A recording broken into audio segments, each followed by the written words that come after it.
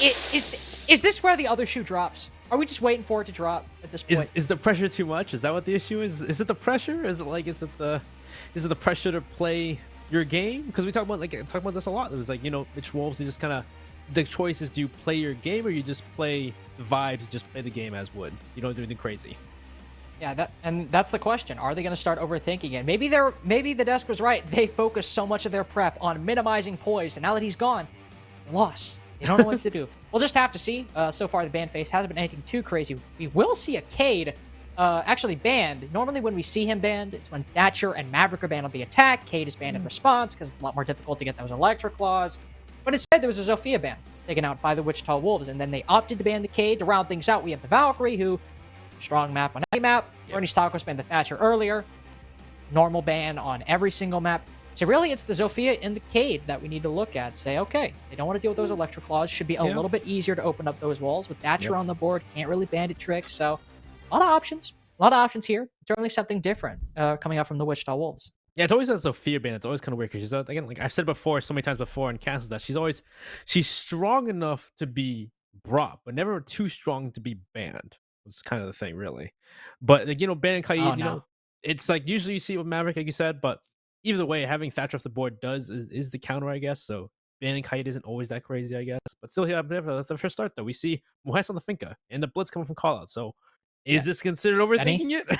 No. You know why it's not overthinking it? Yeah, we've seen this before. We've seen this before.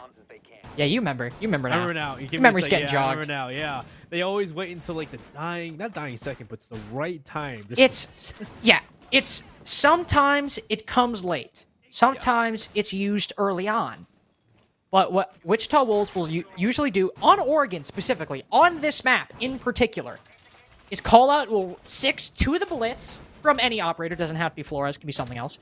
They will 6 to the Blitz, and usually when they use it, it's on basement. And the last time we saw them play Oregon, off the top of my head, was against Honor, where we saw this play in Stage 2, which is they rushed Bunker early on. Didn't even rush the site. They just rushed Bunker, took out the guy there on the back of Callout's Blitz, and they had basically the entirety of downstairs control, almost including Pillar, almost immediately. And Benny, as you can see right now, quite a few players lining up outside of Bunker right now. They're likely going to Gone 6 this barricade and just charge on in. In the Finca charge. It's going to happen. There we go. There it is. Oh, well, and there's a Renegade. Doesn't care about it. Goes for the kill. Blinded. There he goes. Down he goes. Call gets the first kill. Abeno with another on the Nat as well. Ensues the chaos. Titan doesn't know what's going on. Forrest just runs into Pillar, takes him out. They have control of time. Rainbow is upstairs on the hatch. Prodigy sitting the new player sitting inside of Freezer. He's dead already. Abeno finishes off Rainbow and the flawless round to start us off. That was great. I really enjoyed watching that. That was the other time. Remember the other time to use it though? The other time was on Attic inside top floor. Same game, right? Same game. Yeah, the call out jumped into the attic window. Yep.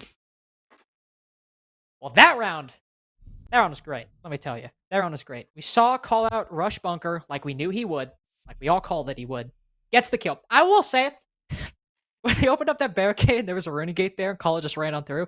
Got a little worried that maybe Rainbow would land some shots into Callout's feet and the Blitz play would collapse into failure.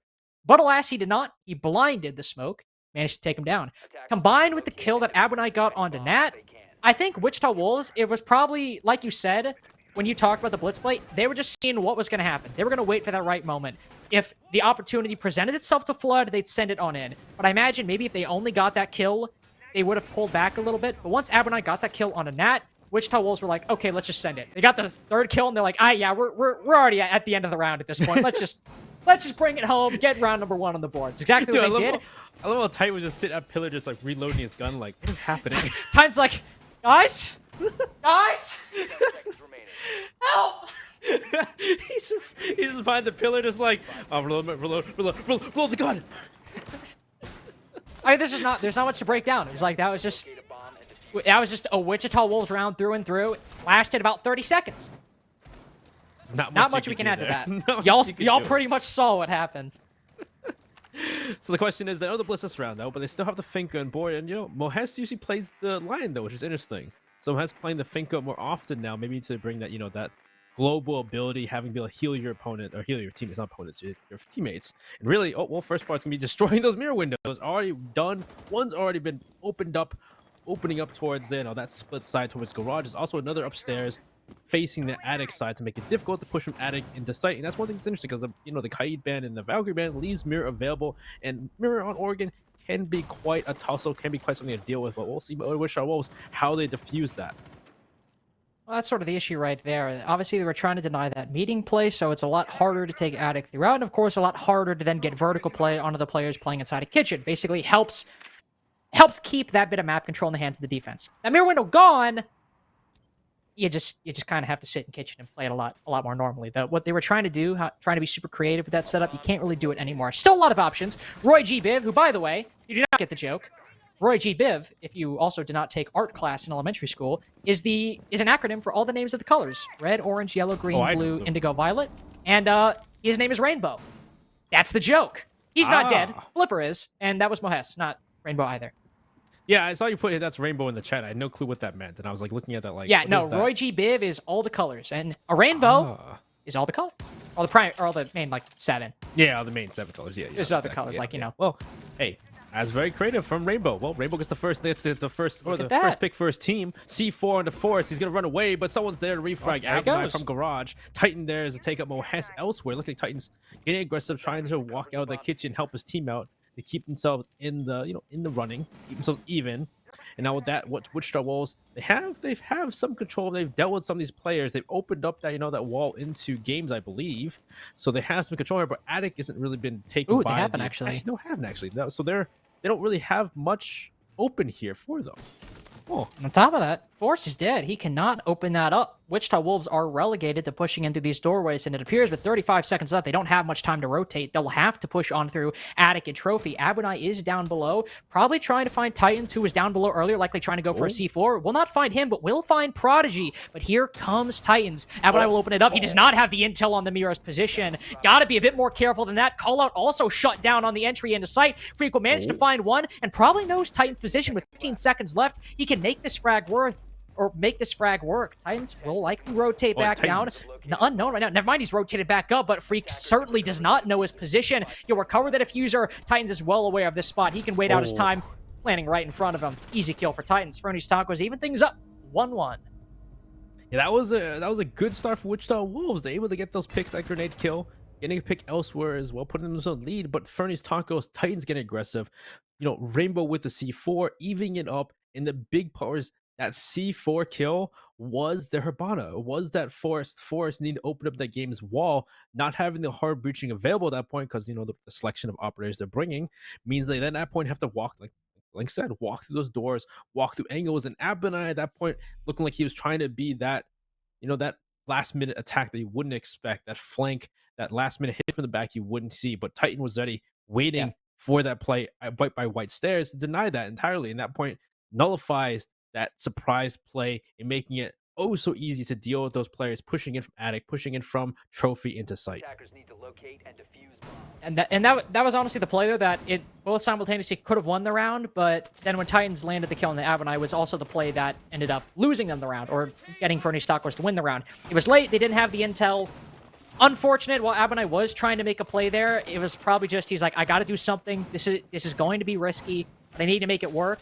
Unfortunately for him, Titans was there to shut him down. Didn't happen. Nice try by Abunai, but overall it was a solid round by Fernys Tacos. They were able to keep it close throughout, and when it came to that late round, once they got the kill onto Forest, that was that little pick, I guess big pick, depending on how you want to view it, that pushed them over the edge. Rotating back down to basement, there is no blitz on the board for Wichita Wolves. Call out instead sticking to that Twitch. There is no Mira for Fernys Tacos, but you're not really going to make that blitz play work a second time. I imagine Fernys are going to have some more countermeasures to anticipate that possibility, and, well, they might, but it's not happening for Wichita. Well, so the question is now, Wichita Wolves have to go for more, orthodox approach to dealing with this play. And more normal. Normal play. Normal. Well, the question is now, are they going to try and go for that same elbow back tower push? Or maybe they go for the laundry freezer take like we see for most teams. But when they go for laundry freezer, a lot of teams have difficulty doing that because they don't have like an operator like Ying to create that entry, to create the opportunity to deal with those plays in freezer or to even stop that crossfire from laundry. But so far, Looks like positioning wise, which the Wolves are going for that same play, trying to go for that back tail elbow push. But big thing here is the fact that they have on side of Fernys Tacos, they're set up for that meeting push, that or meeting, roam, so they can drop down the hatches, they can get angles on players pushing into sites. Though at the same point, there aren't many players on site though, so they could try to, abuse that. Right now, see Forest start moving on in. I almost called him Roy G. Viv, but Rainbow put down to 1 HP has been spotted out. Not actually sure where that was from. Oh, it might have been from above, from Freak. Either way, he started to rotate out, but he's put on 1 HP, so he'll force to rotate back with this extension. But that extension, the very one I just mentioned, is still alive and well. Nat will rotate down, but it will likely waste some time for Wichita Wolves is trying to open it up, further clear it out, and make sure there's nobody there. Mohesa almost picks off Nat as he rotates further into the site. But in terms of both the engagements for Rainbow and Nat, they're both low, but left alive. That's the important part. There's one final member on the roam. Prodigy upstairs on the second floor. Wichita Wolves might be aware of his presence, but if they're not only is that a C4, but a player in a great spot to catch them off guard from behind. The question is, do they need to even push these players if they push site and deal with the players in pillar and deal with players outside? Call out pushing downstairs in 90 deals with Prodigy actually walking down white stairs. There's a second player behind him though. It looks like Call out's gonna push down those laundry stairs. Freak with another kill onto Titan as a refrag. And he's taking control of pillar. They have control of that electrical room. So Freak with another kill on the flipper too is slowly but surely they're making the way onto site. Now Fernys, they're in the mana disadvantage. It's up to Nat and Roar. You almost maybe say too Rainbow, but they're also low HP. But low HP doesn't matter if you can get the headshot. Yeah, excellent shot by him onto Freak. Freak was the player that has opened the round up for Wichita Wolves after Callout got that opening pick. Titans even it up, but pushing down the back stairs, Freak got 2 kills, and now it's winnable for Fernys, but both members on low HP. 25 health is about the max on the side of Fernys, and if you add them up, it's only about 30 after that. So it's not looking great for the defense in terms of health. But in terms of time, they have a little bit going their way. Most spots now rotating out. Now Rainbow has to try to make something work. He will spot one inside a pillar. Manages to find the kill. Callout takes down Forrest. This is the play. This is the hinge. The fulcrum that knocks it over. But no, Callout manages to find him through the smoke. No. Yeah, you see right there. No ridiculous round coming out through here, though there was certainly a little bit of incredulity on our side and likely Wichita Wolves and Fernys Taco's side as well. Wichita Wolves still managed to get it out, win their second attacking round. That was almost bad, though. That was almost really bad. I think Forrest was finishing the plant, and you get up from the plant, and he didn't know that, so he's pre-firing the hallway and shoots him in the back of the head. Oh, but first of all, big thing there started us off was getting that first pick for side of Wichita Wolves. They had control of Big Tower, and then they put Rainbow, not the first pick, but they put him on low HP. They caused him to pull back, and they take control of Big Tower. They let Nat run back to site, but all that control, then they slowly take picks. They slowly take control of Big Tower, took control of Pillar, make the way down. Call it as well, playing first floor, walking through 90, making sure that nobody from the side of Fernys goes for a late game flank and to put more confusion and go down laundry stairs as well. So just really good job from Wichita Wolves not be all focused on one side, to have people go other directions, cause confusion for Fernys Tacos. And in the end, it was a 2v4, which Rainbow did bring it back, gets that pick, tries to bring the round back, but really, both players had, 30 HP, like you said? Yeah, there's about 30 HP total between him and Nat. But, Benny, we are 3 rounds in. Wichita Wolves are not only up 2-1, but it's on Oregon attack. And the 2 sites they have won are basement. I'm Fernys Tacos. I am worried right now. So Oregon attack is not something that is easy, but winning basement twice so far, one of the primary bomb sites and one of the better sites on Oregon, Fernys Tacos now have to go back to the tertiary since Dorms has not unlocked yet, and this is often the site where attacking teams pick up 1 or 2 of those rounds. Wichita Wolves already have 2. They already got their 2 on the board. Now they're attacking the tertiary site. If they pick up another one here, this is just icing on the cake at that point. So for starting up for Wichita Wolves, we don't know exactly what their take is going to be yet. They're starting on that southern side, and Diana Clone moving upstairs, might be trying to clear out that extension, but they're happy at this point. They're just trying to get more rounds for the sake of getting more rounds. Call seems to pick, we'll see one person, walking around upstairs. It'll be the Rooney of Nat walking with a friend of his on top floor. And yeah, like you said, they have to deal with this top floor clear, but either way, they're looking happy at the moment with the way these rounds have gone so far. And so far, it looks like they're trying to push out the player in attic. It seems to be maybe the Wumaya Prodigy who's playing up there, and there's got a player inside the attic window and a player inside of attic in the corner, playing the corner of it, not swap itself. So Mohes maybe has the clear to jump in, but is there a player actually big tower to help him out? Freak with the first pick on a Prodigy, so that player in Attic Swamp is dead now. They should have control of Attic, but Rainbow is playing in the rotate, trying to push back into Attic from big tower, but he's getting a pre-fight up by Hess. So at this point, looks like Wichita Wolves have full control of the top floor within the first half of the round, and getting the kill on the Rainbow on top of it. Going up 4-3. One thing I will say about Fernys Tacos, and you're seeing it play out in front of your eyes right now, win or lose, they have been really good at getting those trades. It's just unfortunate because Wichita Wolves have won every single opening duel so far, and your trades might be good, but if you start out losing it and you trade, you're going to end up losing it at the end of the day. Titans does find one opportunity to get a kill from below. Forrest rotates over an open hole in the floor, but the moment passes, doesn't land a single shot. Instead, he bides his time, and that might be the better play in the long run. If they think that hole is clear and they get a bit careless running across, just like Forrest did, Titans can exploit that carelessness and potentially get a kill from below. Wichita Wolves continue rotating under that, but Titans instead has rotated into meeting. It's Flipper to hold down Kitchen, Titans to put some more control and make a bit more of a contest inside of meeting. Wichita Wolves have yet to fully rotate down. We still see some Flores drones opening up some holes, clearing out utility. But Fernys Tacos still have both 10 Shamika grenades and 2 smoke canisters to delay time. They might lose one if Titan's play isn't going to work, but are Wichita Wolves aware or have any intel on this attic floor rotating up top? All 3 are currently rotating into security, and they're all lining up for Flipper. He watches one rotate on in, but he misses all the shots. The few he takes, he misses all of them. Titans has this vertical play. Can he find an angle on either the planter or one of the attack? He will find one, but he can't stop the bomb from going down. Flipper will fall on the first floor. It's Titans to now rotate back down and try to clutch out a 1v2 post plant. Drops directly into Flipper's smoke beyond the grave. He'll start defusing. The Wichita Wolves have the intel. They'll start rotating over. He might have it in time. No, he doesn't. Forrest catches him off guard. 3-3 half confirmed for Wichita Wolves. They've won basement. They've won kitchen. If Wichita Wolves win dorms, I am scared to death if I am Fernys Tacos. If only some way Titan could have went for the planter rather than another player first. Hard to say. Maybe that could cause confusion. But either way, the start of the round was big, though, because Wichita Wolves still, like we said before, trades are important. They were trading player after player, but they got the first pick in the beginning. They dealt with, it was Prodigy playing Swamp. He was playing that Umai, trying to hold Attic for his team. And unfortunately, though, he was getting pinched by both Mohes and I believe it was and Abinai, who was Abinai or Freak? No, it was Freak. Freak pushing behind inside of Trophy. So they get that first pick. Rainbow does get a pick coming back, but trade out immediately. And then you saw Nat coming from behind, flanking in through walking closet, also gets refragged as well. And just unfortunately, since they had the man up, they were down. They're 3-2 in the execute. And Flipper, you saw there, or Titans tried to go for the flank all the way up big tower through Attic back into Kids. But at that point, the last two players of Wichita Wolves had already pushed down White Stairs, pushed into security, and pushed the last player on site, giving that control, getting that plant down. So we go on to our 5th round of the half. We go back upstairs, which was the only round win so far for Fernys Tacos. They able to get that pick on a Forest. Well, 2 kills in the beginning for them that really put them in the lead there, because not having Heart Breacher trying to push upstairs and have the opening thing is very difficult.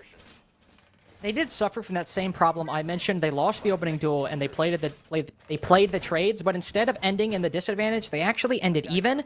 And as you said, one of the kills they got was Forrest, the only hard breacher for Wichita Wolves. So that entire round, the moment Forrest died, Gen Wall remained reinforced. Wichita Wolves could not play off that angle. The defenders had a lot more freedom to play inside a site, and they were forced to push in through doorways in order to make their attack work. It almost did, but it didn't in the end. For reasons we won't get into right now. Basically, some late round plays by Titans. Abunai being shut down. This go around, certainly Wichita Wolves, go for the opening duel. Not saying that. Continue playing the aggression you're doing. Even though Fernys are countering you, you're still doing well enough overall that it's a good style of play. But keeping Forrest alive, that is the game plan here, because if they do that, they have a really good shot at winning dorms. Well, this time they clear out Classroom and make sure that Rainbow isn't playing there, so you can see for Forrest as he goes for that wall. But, as Habani, you also don't really need to walk in. Though hard to say what happened there exactly. As we didn't see, we just saw Rainbow blow up Forrest sky high.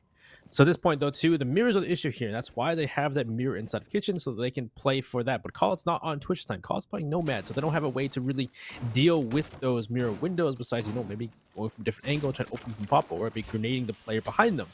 But maybe this time they might even try to deal with the mirrors. Looks like maybe they're pushing right through, opening up the game zone, going for that first pick easy, because especially with Question is, do they even need to push the mirror in the kid's side? But Rainbow going for a flank. Is there a nomad air jab way to stop him? Titans goes down elsewhere, and that could be a big pick. There is just simply nobody watching his position, nobody on drones, nobody watching those angles, and it's actually the first time in the match Fernys Tacos win the opening duel, and let me check the clock. It's gone untraded. Freak goes down, albeit it's not forced on the Hibana, but look at that. It is muted right now. Somebody has to rotate down and take that mute jammer off the wall because the player who is at the forefront of trying to clear that mute jammer is now dead. Abunai has rotated down, but there are still players downstairs ready to contest his entry into or from Garage. Forrest manages to find Rainbow, potentially getting over aggressive. He was the player that took down Freak previously, so that's a C4 off the board. But even though Titans was down earlier, this extension downstairs is still alive, so nobody can rotate down freely to clear off that mute jammer off the wall. 2 rounds now, Generator Wall will remain solid, and while Wichita Wolves, it's even in man count. It's a 4v4. They have to go with the same strategy, pushing through doorways, and Nat, you saw Benny, he's getting aggressive, but he can still play in this position. Oh, whoa. There goes Titans, who got finished off finally. Looks like they're rotating to a white stairs take. Forrest runs in. Abunai kills Mohes. Forrest takes one of his own, but he gets refragged. Abunai takes Nat down. It's Flipper in a 1v2 with the 10 seconds left to go. He has to stay alive. He pre-fires off with the LMG, trying to get a kill, but a grenade and a gun finishes him off. Wichita Wolves will somehow take that round. Came down off of an incredibly tense rush up white stairs. You heard the Finka boost come out. You knew exactly what was happening. Not the best start when Abunai shot his teammate in the back of the head. Got very worried when that happened. But after that, Wichita Wolves did what they do best, which is, more often than not, flooding, but managing to get the kills they need to make it work. Wichita Wolves, that's basically been a part of their play style since stage 1, since they were 8. They've been doing that.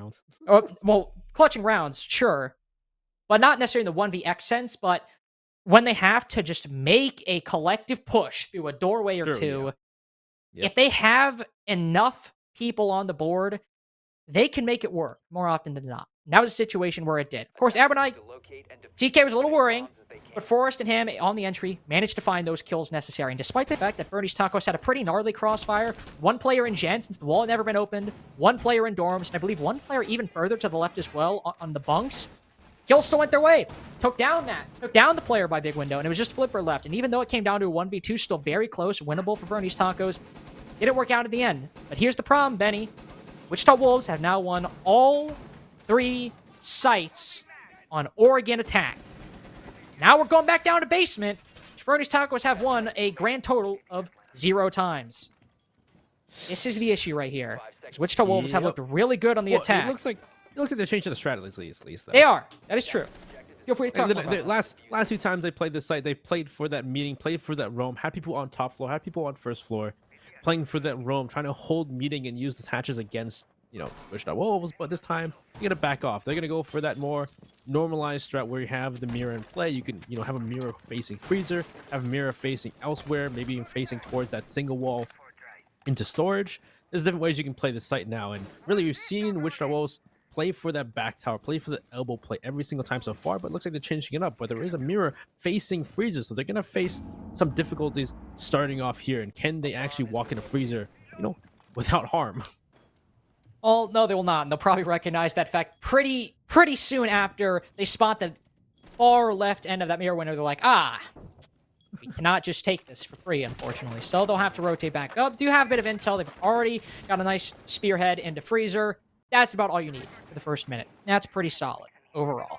Of course, right here, still have a lot of time to continue their attack, open up these hatches, whether they want to do main stairs, back tower stairs. They have the hard-breaching utility at their disposal to go for. It might be a little strapped since they only are bringing that Hibana. Requires 4 X-Kairos to open up these hatches, so if you want to open up all 3, you will need 12 out of your 18 X-Kairos to make that work. Looks like right now they're instead just prioritizing the main stairs and the security hatches. That could actually demonstrate to Fernys the kind of take they're going for. If they know that only the main stairs hatch and the freezer hatch is open, they're probably going for that type of execute. But of course, they also need to account for the fact that won't stop Freak from getting a little bit aggressive on those back tower stairs, but so far, it's not had much of an impact.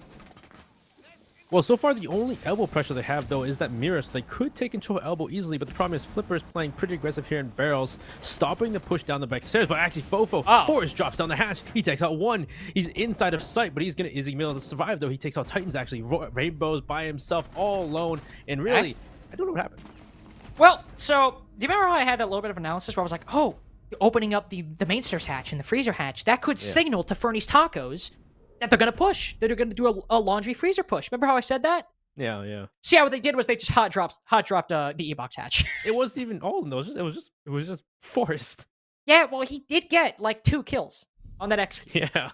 Was kind of like the important part of that. He just kind of like weaved through the site and somehow didn't die. He just kills the guy playing the mirror window, kills the guy in the rotating laundry, and then just has sight, and then the rest of them are pushing, down, up, down, back tower stairs, taking out the rest of the players who were in the hallway and freezer or inside of like where else they were at. Yeah, so going forward here, if you don't know why I was so worried, Fernys Tacos going down 5-1 on their Oregon defenses, let's compare this to a map like Clubhouse. No, Pretty they can even. take 6 in a row. It's possible. Crazier things have happened. Well, let's take a map like Clubhouse. Pretty even. Not too crazy on either side. Maybe favoring the attack a little bit more. But overall, if you get a 3-3 half on Clubhouse, not crazy. Yeah. If you're switching, you can come back from that. Oregon, both literally and in this example, is not Clubhouse. I don't know, Oregon, even going off sides, just a 5-1 half, no matter what map you go in to. general, yeah. But think about it this way. We had a similar case, but the reverse. So I guess not. Well, it is similar. Take the LiViD and IF game from early on. 5-1 half. I believe it. I don't know if it was for LiViD or IF, but it was on their Oregon defenses. 5-1 half. Oh. And you're thinking, oh god. I think it was IF. No, That's IF crazy. had a 5-1 half because then they went on to attack and they were just Exactly. Then from that point, it was another 5-1 half on Oregon defense by LiViD. This is not that situation. You can't predict success like that on Oregon attack. You can't say, oh, it's defense, we can get a 5-1. Oregon attack is simply not that. It's not that style of play. And when Fernys Tacos are down one of their key entries in poise, and Prodigy, who's on the entry, has not been having a great game so far, well, he might actually find a kill there. I say that. Call out very narrowly gave himself away. He's getting picked too. Still, the point I'm making is that you cannot rely on that level of success on Oregon attack.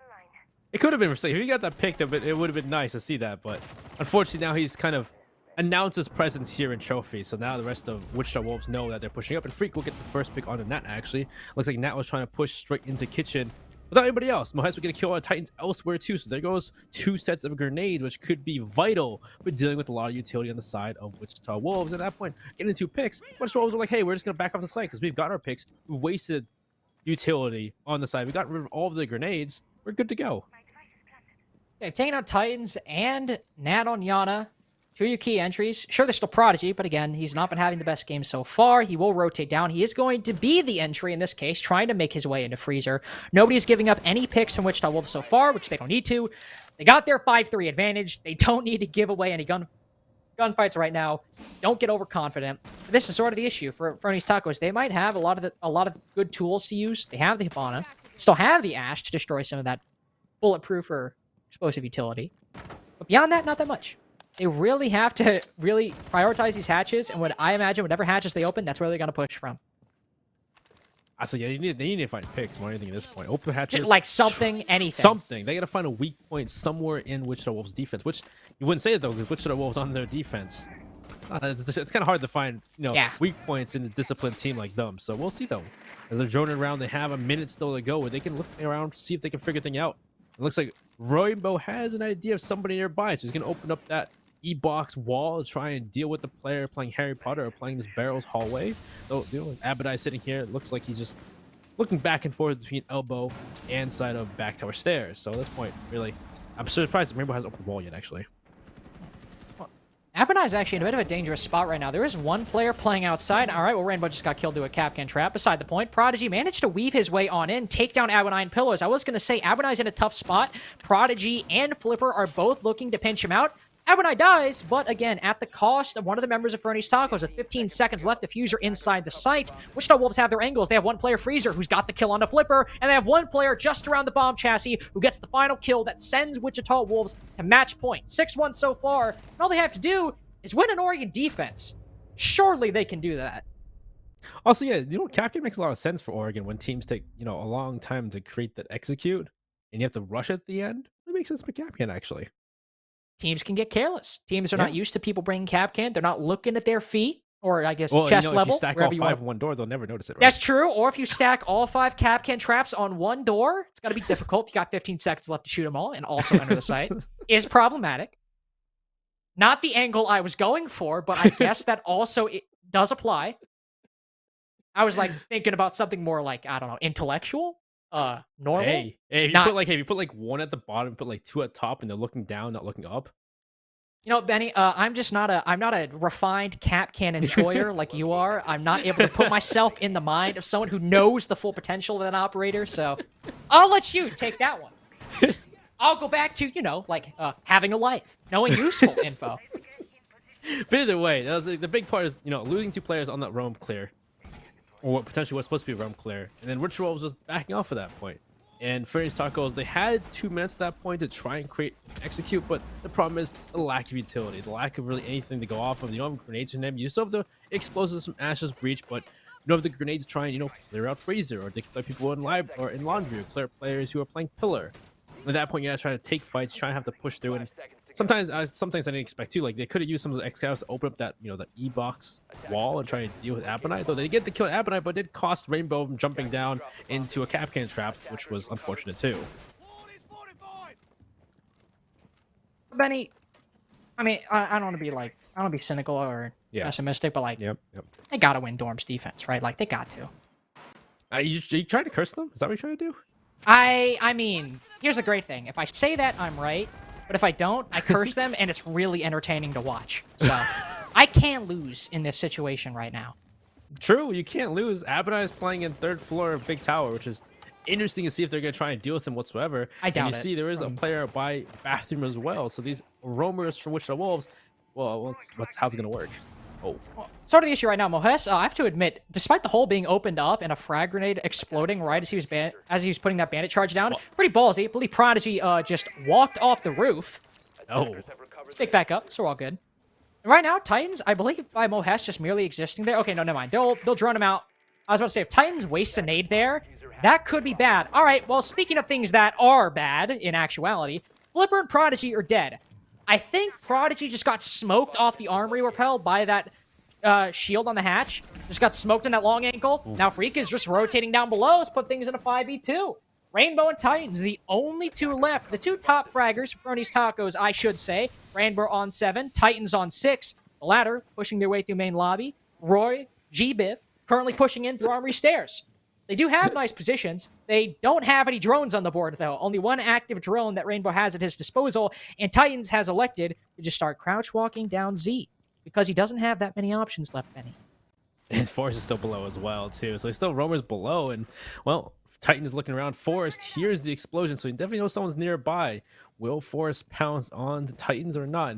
Really, he's going to walk towards White stairs, and once again, Freak with a triple kill. Freak's been downstairs, walking down White, walking around Bathroom, just killing people left and right. It's now Rainbow, Roy, G, BIV, 2 in a 1v5 to try and keep his team alive in this match. He's playing this angle, knows there's a player in Attic. It's Mohes on the Bandit, but at the same point, Mohes doesn't have to peek. He's just going to wait for it. Rainbow's just kind of pre-firing, looking for anybody. He doesn't know if somebody's flanking him or not. He's just kind of like walking around. He's in a do or death situation at this point. Oh, well, that just makes sense. And they reactivated the Aruna Gate right in front of him. That's just bad sportsmanship at that point. Like, that's just mean. He'll charge on through, give away the sound cue that he's pushing on in, and he's dead. There we go. So, flawless round for Wichita Wolves to round things out. A 7-1 victory for them to end the second-to-last playday of Group B. And we mentioned before that Wichita Wolves, if they lose this game, they could be out of contention for playoffs. And they didn't lose it. They were 1 round off flawless, and this, I want to be honest, I don't even mean to Fernys Tacos, but given the situation they were in, and the streak Wichita Wolves have been on, especially coming off of a bye, this was a win they probably should have and did need to get. Hey, I don't know.